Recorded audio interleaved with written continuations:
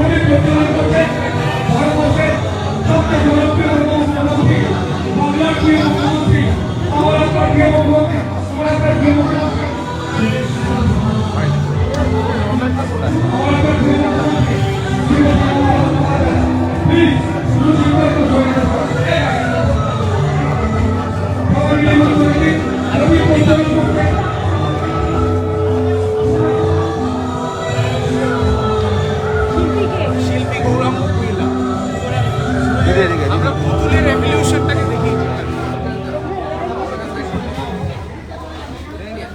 জয় মা দুর্গা, জয় মা দুর্গা, জয় মা দুর্গা।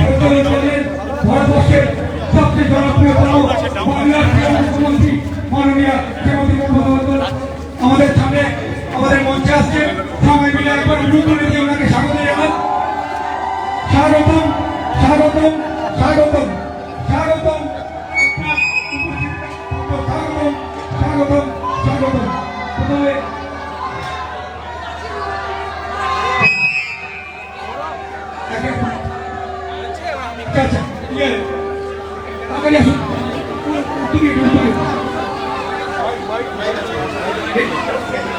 মাইকটা হচ্ছে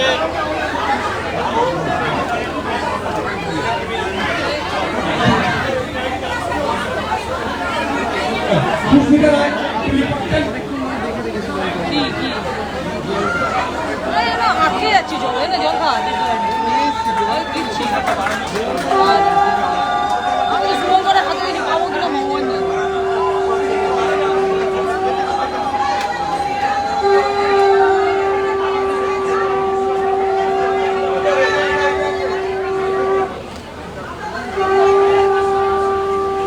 এখন বক্তব্য রাখবেন ভারতবর্ষের সবচেয়ে জনপ্রিয়তম মুখ্যমন্ত্রী, বাংলার প্রিয় মুখ্যমন্ত্রী,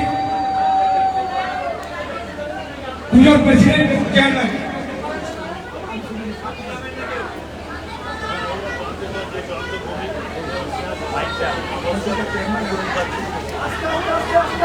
ক্লাবের সভাপতি শুভাশিস, আমার ভাতৃপতি জয়ন্ত বাবুরা সকলে, আর টেলিভিশন চ্যানেলের রাহুল এবং পাপাই, ময়না, এরা সবাই আছে, সোমাও আছে, মালা রায়ও আছে, জয়ন্ত বাবুরা আছেন, রত্নাও আছেন, আর আছেন আপনারা সকলে। আমি একটা নতুন পুজো দেখলাম। শিল্পীর ভাষায় বলছে নানা রকম পুতুল নাচ, কিন্তু আমার ভাষায় এরা যে রোবট লাগিয়েছে আর রোবটের মায়ের পাশে মূর্তি লাগিয়েছে, আমার মনে হচ্ছে একটু এআই টাইপের, ঠিক কিনা? তেমন তোমরা আমাকে কেন দিতে কথা বললে? এটা হচ্ছে সামাজিক বিবর্তন, মানে অরিজিনালটাকেও এখন নকল করে এসব করা যায়। সেজন্য মায়ের পাশে রেখে দিয়েছে আবার কিছু রোবটও। থিম, ছেলেপেলেরা আনন্দ করে শিল্পীরা তাদের থিম বানায়। এটা তো আমরা সকলেই জানি। এখন কোনো আমি বলছি না, আমার গলা শুনবেন, আমাকে দেখবেন, আমি কোথাও নেই, কিন্তু নকল করে সব করে। এগুলো আমরা কনস্ট্রাক্ট করি করে ফেকটা জানতে পারি। কাজে এটা একটা শিক্ষা যে আমার মনে হয় একটা লাইন লেখা উচিত। শিল্পীকে ধন্যবাদ এই থিম করার জন্য, যে এটাকে দেখুন ভালো করে, কিন্তু অরিজিনাল জিনিসও যেমন থাকে তেমনি আর্টিফিশিয়াল জিনিসও থাকে। এটা যার যা বোঝার বুঝে যাবে।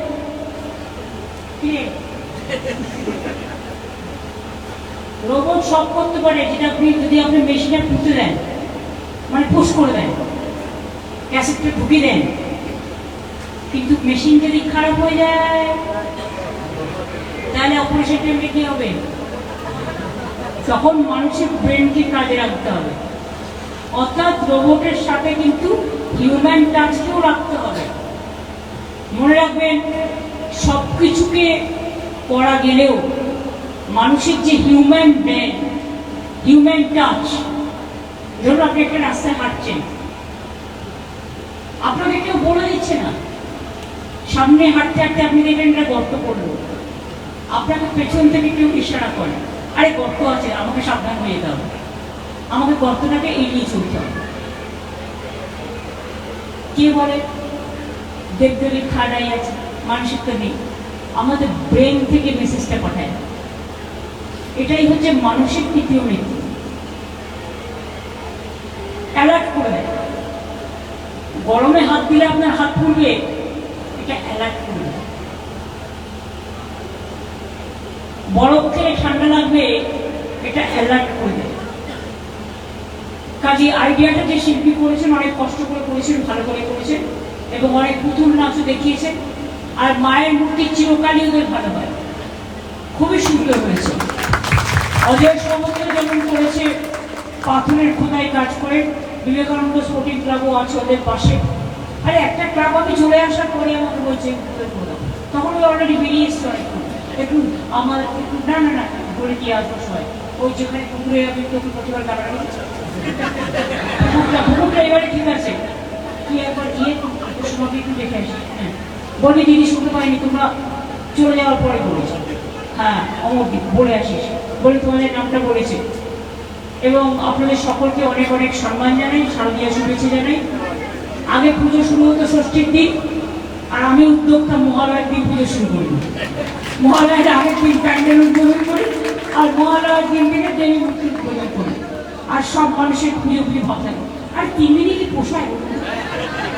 পুজো আসছে আসছে ভালো, চলে গেলেই কেন? সেই জন্য 7 দিন 10 দিন ধরে ভালো করে এনজয় করুন। সবাই তো একসাথে যেতে পারি না সব জায়গায়, আগে আগে যেগুলো উদ্বোধন হয়ে গেছে অনেক কিছু উদ্বোধন হয়ে গেছে, দেখতে যেতেও পারে, অনেকগুলো উদ্বোধন হয়ে গেছে, টালা প্রত্যয় হয়ে গেছে। শিবভূমি পরশুদিন করে দিয়েছি, হাতিবাজার করে দিয়েছি, গতকালও যোধপুর পার্ক, বাবুবাগান, সেবকপল্লী, অগ্রণী, আরো জেলার 700 সব করে দেওয়া হয়েছে। আজকে যেমন চিৎকার দুটো পুজো দারুণ করেছে, একটা 75 পল্লী, একটা 25, একটা 74 পল্লী, একটা 25 পল্লী, 78 পল্লী আলাদা, কমিটির দুবার আলাদা, ওদের 4-5টা পুজো ভালো হয়। আমি দুটোই গেছিলাম, দেখলাম। আলিপুর সার্বজনীনও ভালো করেছে। আমি কোলাহলটা, ওটা একটা বস্তির মধ্যে, কিন্তু ওদের আমি খুব সম্মান করি, ওরা খুব ভালো ভালো জিনিস করে। এবারে করেছে বীরভূম থেকে নিয়ে এসছে সোনাঝুরি, পুরো সোনাঝুরিটাকে তুলে নিয়ে এসছে, আদিবাসী নৃত্য থেকে শুরু করে ওখানে যত বীরভূমে বৈরভূমে কাঠ পাওয়া যায় না, ক্যাথার স্টিচ থেকে শুরু করে যা যা পাওয়া যায় সব কিছু এখানে তারা পসরা সাজিয়ে বসেছে। খুব ভালো লাগছিল দেখতে, এক একজনের এক একটা আইডিয়া।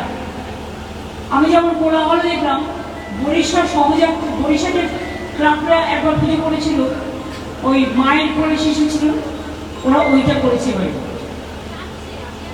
অর্থাৎ এক একটা টিম এক একবার ঘুরিয়ে ফিরিয়ে, এবং জেলাগুলোও খুব ভালো করছে, ব্লকগুলো খুব ভালো করছে। ওরা তো কখনো কখনো আমি দেখি কম্পিটিশনের মাস্টার একদম, কারণ যারা এখানে কারুকার্য করতে আসে সবই তো গ্রামের মানুষ, আর এরাই তো আসল মেধা। শুধু পড়াশোনা করে যারা তাদের সম্মান করি, তারাও একটা মেধা, কিন্তু এর বাইরেও অনেক মেধা আছে। কেউ ফ্রিমে কাজ করে, কেউ সিনিয়র এজেন্টে কাজ করে, এমনি এমনি হয় এদের কখনো রোগা হয়ে যেতে হয়, কখনো মোটা হয়ে যেতে হয়, কখনো দাঁড়িয়ে রাখতে হয়, কখনো নেড়া হয়ে যেতে হয়, এবং তাদের শিখতে হয় ধৈর্য ধরে। এদেরও মেধাটাকে কাজে লাগাতে হয়। যখন কেউ বাড়ি তৈরি করে, অনেক সময় আমরা দেখি বাড়িটা তৈরি করে দেয়, কিন্তু উদ্বোধনের নিতে তারা ডাক পায় না, কিন্তু তারা হচ্ছে আসল মেধা, যে তৈরি করে, রাস্তা তৈরি করে, ব্রিজ তৈরি করে, জল দেয়, আলো দেয়, ধান দেয়, আটা দেয়, খেতে দেয়, কাপড় জামা দেয়, সব কিছু দেয়। মনুষ্যত্বই আসল মেধা। সেই মানুষই আসল মানুষ, যে আসল সমাজ গড়ে। সেই মানুষই আসল মানুষ, যে নতুন জীবন গড়ে। অনেক মানুষ লুকিয়ে আছে থাকে মাটির ঘরে, তারাই কিন্তু আসল মেধা অনেক সৃষ্টি করে। এগুলো কিন্তু মাথায় রাখতে হবে। ভালো থাকবেন, সুস্থ থাকবেন। আজ এই সারা জায়গায় মতো বলে গেল নাকি ঠাকুর বসে নাকি আগে না। একটা ছোট্ট কথা বলে যাই, যেটা হয়তো আপনারা জানেন না। এই হরিদেবপুর মধ্যে মদনটা বলছি, হরিদেবপুর আমার খুব পরিচিত জায়গা। আমি যখন হাজরায় মারল না, হাজরায় মারবার আগের বছর 19 সাল একটা পরিলাইনে গুলি চলেছিল। ইলেকশনের পরের দিন যখন আমি জয়পুরে একবার হারিয়ে দেওয়া হলো, আমি গেছিলাম। ফেরার পথে আমি হরিদেবপুরে সুভাষিসদের পার্টি অফিসে বসে আসতাম, দিকে আমার পিছনে পুলিশের ঘাড়ি লাগিয়ে দিয়েছে। আমি যেখানেই যাচ্ছি সেখানেই যাচ্ছি, কিন্তু আমায় ছাড়ছেই না, নজরবন্দি করে রেখেছে। তখন আমি কি করি, যার জন্য বদ্ধ হয়েছিল হাজারায় মারতে পারতো না বলে, তখন আমি কি করি, সুভাষের পার্টি অফিসে গেলাম। যদি বললাম শোন না, একটু মুড়ি চা তো ওদেরও খেতে দেয়, কিন্তু মুড়ি চা খাওয়া ওদের কেউ যাচ্ছে না, কারণ আমি বুঝতে পারছি আমাকে ফলো করছে। এরপর আমি সুভাষিসকে বললাম, এই তোর পার্টি অফিসের অপোজিটে চেনাশোনা কারো বাড়ি আছে? বললো হ্যাঁ আছে। আর একবার আমায় নিয়ে যেতে বলিস? বললো হ্যাঁ। আমি এবার, আমার সাথে দুজন ছিল, আমার শাড়িগুলো ওদের পরিয়ে দিলাম, ওদের শাড়িটা আমি বললাম পরে। এবার তারপরে একটা অটো করে পাঠিয়ে দিলাম, জিপটা নিলাম না, তখন আমার একটা জিপ গাড়ি ছিল। অটো করে পাঠিয়ে গেলাম, পুলিশ আমায় ধরতে পারছে না। পুলিশ জিপকে দাঁড় করছে, করুক, আমি তো অটো বেরিয়ে গেছি। এবার অশোক অনুষ্ঠানে ছিল, আমরা বলেছি শোন আরেকবার। আমি বলেছি গেলার একটা রাস্তা দিয়ে যাচ্ছি, দেখছি পেছনে পুলিশের গাড়ি আমার তাড়া করছে। আমি ড্রাইভারকে বললাম, শোন এমন একটা জায়গা দিয়ে যাবি না, একজনের বেশি দুজন যাতে ওই গলিতে ঢুকতে না পারে। গাড়ি ঢোকা তো পরের কথা, দুজনও একসাথে ঢুকতে হবে না। এবার বলো আমি লক্ষ্য রাখছি, আমি দেখতে দেখতে দেখলাম একটা সরু গলি, একজনের বেশি দুজন যাওয়া যায় না। আমি আর অশোকা দৌড় মারলাম, পুলিশ পাঠিয়ে গেল। এই জন্যে ওরা আমাদের পারতো না সে সময়। এখন তো দেখুন আমরা আছি প্রায় 14 বছর, কারো উপর আমরা এগুলো করি? সারাক্ষণ রাস্তায় বসে থাকছে, রেলে বসে থাকছে, ওখানে বসে থাকছে। আরে করুক, কিন্তু শান্তিপূর্ণভাবে করুক, আমার কোনো আপত্তি নেই। যার যার রাজনৈতিক রং থাকবেই, কিন্তু একটা কথাই বলবো, সব ভাষাকে আমি সম্মান করি, শ্রদ্ধা করি, ভালোবাসি সব ধর্ম, সব বর্ণ, সব জাতি। কারণ ছোট্টবেলা থেকে শিখেছি নানা ভাষা, নানা মত, নানা পরিবার, বিবিধের মাঝে দেখো মিলন গোপাল। তা আমার ভাষাকে যদি কেউ অসম্মান করে, সেখানে আমি কিন্তু ছেড়ে কথা বলার একেবারে, সেখানে আমি একেবারে বাংলার মাটি, বাংলার জল বলবো। হ্যাঁ, আমি সাড়ে জাহাজ বলবো, আমি সব ভাষা বলবো, যেখানে যে রাজ্যে যাব।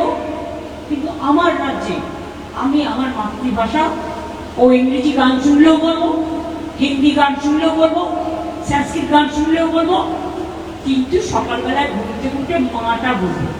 তার কারণ মা দিয়ে আমাদের শুরু হয়। ভালো থাকবেন, সুস্থ থাকবেন, সুন্দর থাকবেন। দুটো আপনাদের অজানা গল্প হরিদেবপুরে বলে দিয়ে দিলাম। ভালো থাকবেন, অনেক ধন্যবাদ।